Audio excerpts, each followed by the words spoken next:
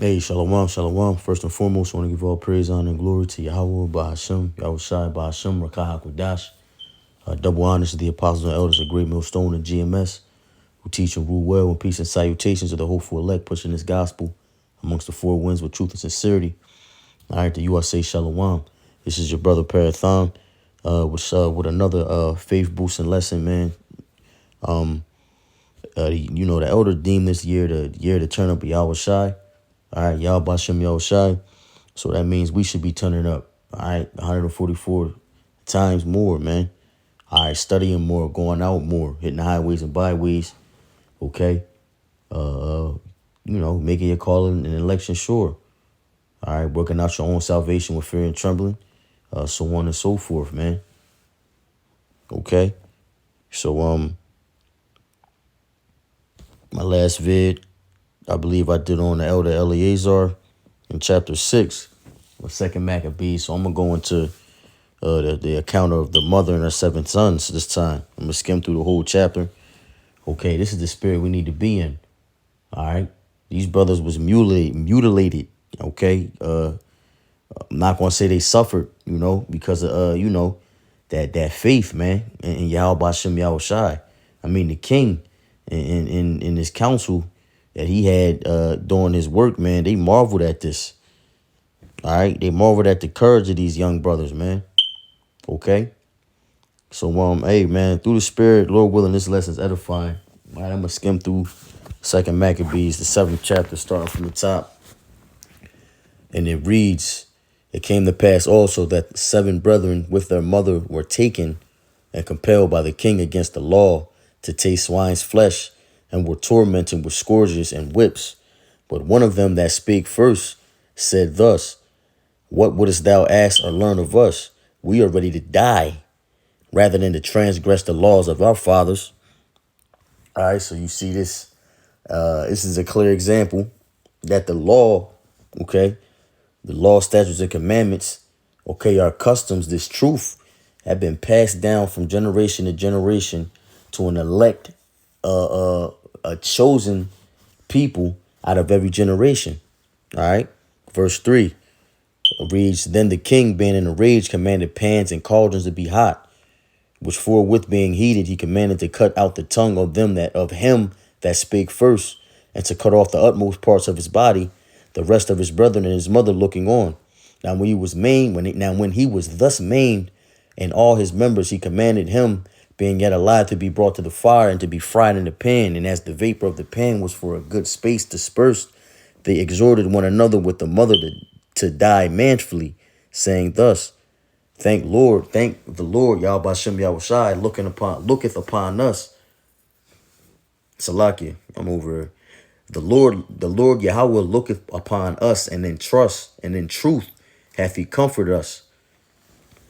As Moses in his song, which witnessed to their faces, declared, saying, And he shall be comforted in his servants.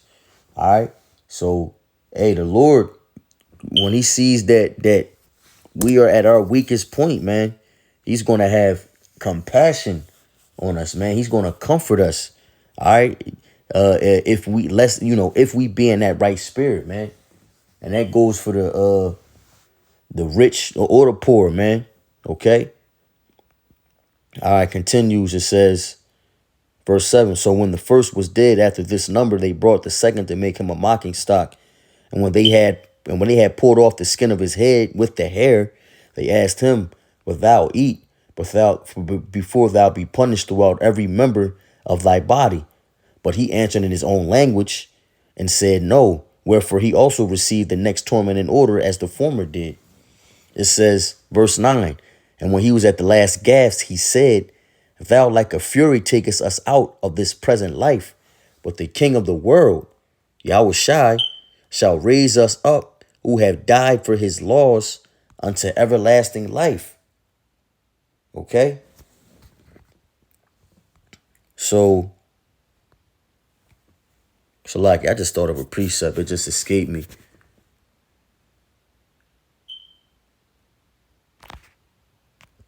The dead shall rise first.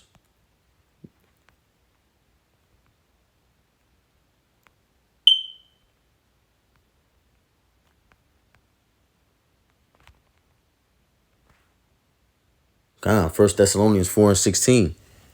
For the Lord himself shall descend from heaven with a shout, with the voice of the archangel, and with the trump of Yahweh, and the dead in Hamashiach shall rise first. All right, Salaki Akim Tawadi Halbashim Yahushai. Okay, for bringing that back, because hey, the ones who have died for his laws, okay, are the elect. All right, and those that have suffered and that have been put to death, okay, for doing the work of Yahweh Shem Yahushai, are going to rise first, man. Okay, when we get beamed up, Lord willing, we be at that number. All right, so here's verse 10. It says, after him was the third, made a mocking stock, and when he was required, he put out his tongue, and that right soon, holding forth his hands manfully, and said courageously, these I had from heaven, and for his laws I despised them, and for him and from him I hope to receive them again. And so much that the king and they that were with him marveled at the young man's courage, for that he had nothing, regarded the pains. Now when this man was dead also, they tormented and mangled the fourth in like manner. It says, verse 14, so when he was ready to die, he said thus, it is good to being put to death by men, to look for hope from Yahweh to be raised up again by him. As for thee, thou shalt have no resurrection to life. All right. Hey, the Lord is my helper. I will not fear what man shall do unto me, man. All right. These young brothers had no fear of what the king, what these heathens were doing to him. Okay. Verse 15, afterward they brought the fifth also and mangled him. Then looked he unto the king and said, thou hast power over men, thou art corruptible, thou doest what thou wilt, yet think not that our nation is forsaken of Yahweh.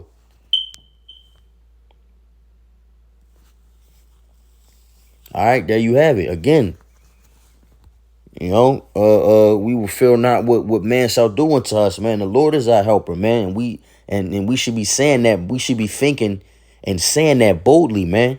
All right. Being put in situations that you can't see the outcome to, or that you may be able to see what that outcome is. And, you know,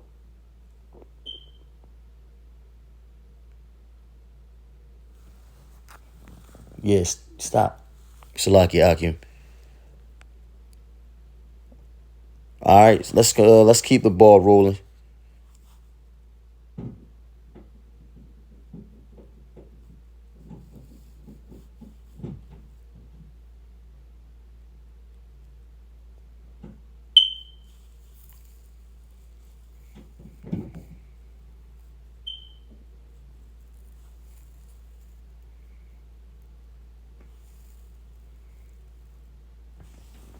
Yes, stop. Salaki Akim. Second Maccabees 7. And where were we?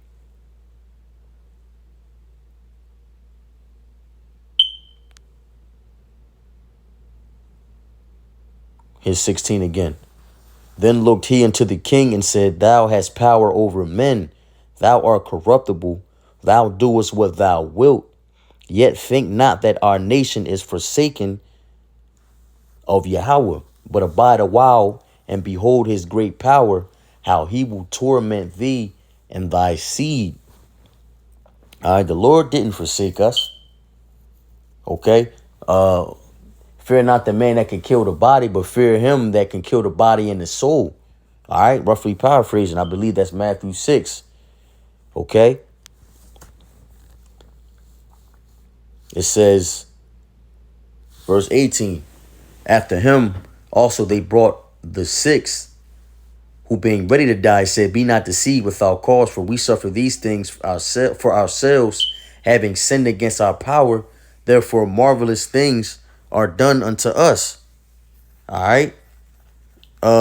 Judah, what did Judah, the 5th chapter, speaks on, roughly paraphrasing. It says that, what was it? If there be any error against his people, and they sin against our power, let us consider that this shall be their ruin. And what is it? Let us go up, and we shall overcome them. Okay, so these brothers knew that our ancestors went off. They knew why they were going through it, and they knew that it was worth it, man. Okay, that's the spirit that we have to be in. All right.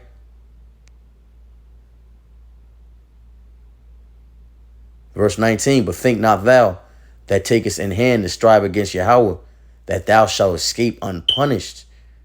Because the wicked shall not go unpunished, man. All right, the wicked won't go unpunished. It says, verse 20, but the mother was marvelous above all and worthy of honorable memory, for when she saw her 7 sons slain with the space of one day, she buried them with a good courage, because of the hope that she had in the Lord. Yea, she exhorted every one of them in her own language, Hebrew, the Lashawan Kadash, filled with courageous spirits and stirring up her womanish thoughts with a manly stomach. She said unto them, I cannot tell you how ye came into my womb, for I neither gave you breath nor life, neither was it that I formed the members of every one of you.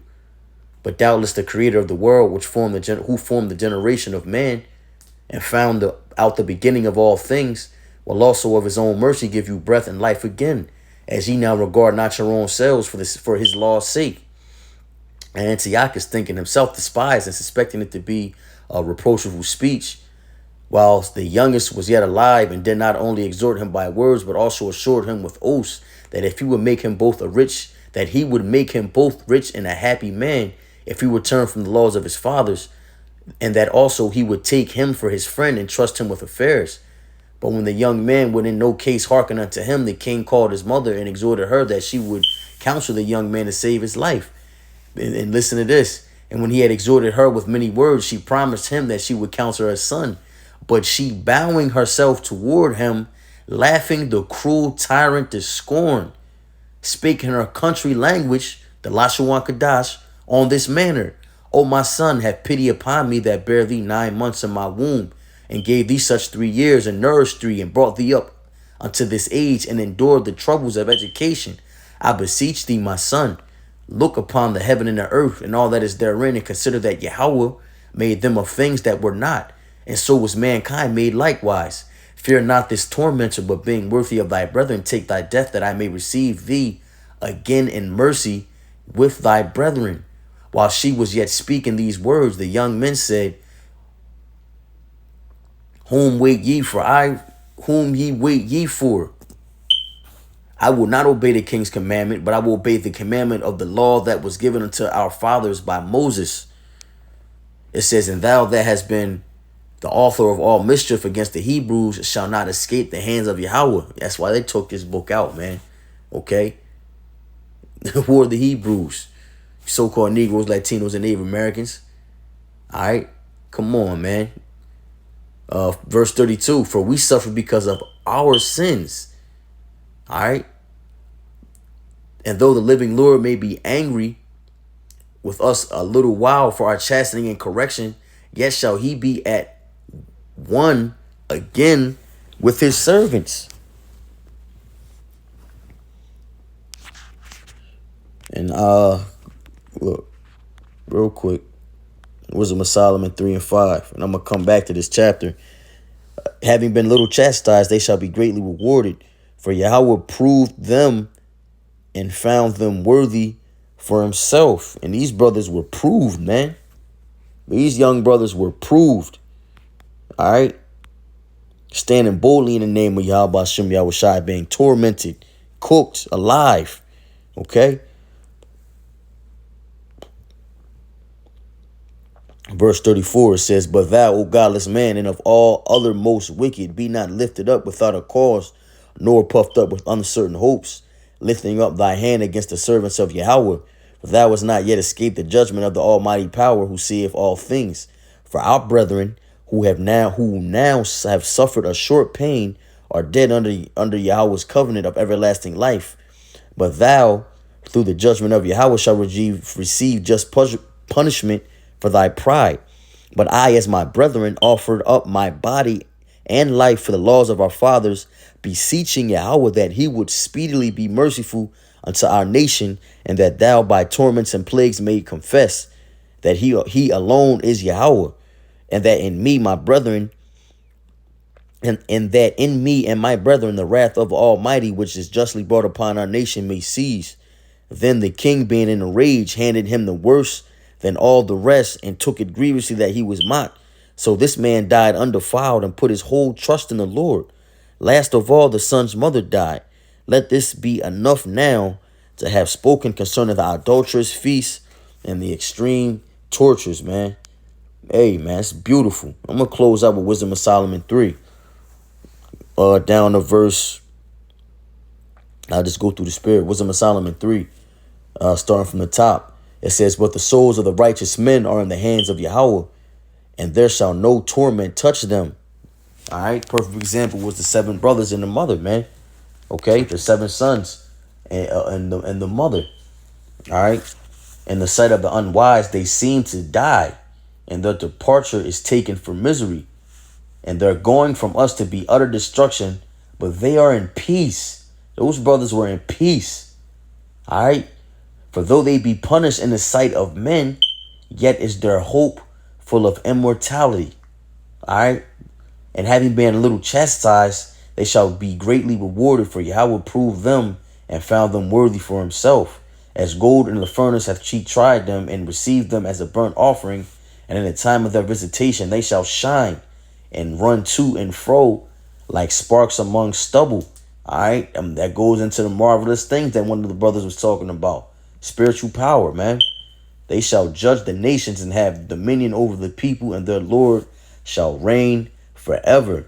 They that put their trust in him shall understand the truth, and such as be faithful in love shall abide with him. For grace and mercy is to his saints, and he hath care for his elect. All right. And I'm going to end it on there, man. Okay. And with that, I'm going to give all praise, honor, and glory to Yahweh by Hashem Yahweh Shai.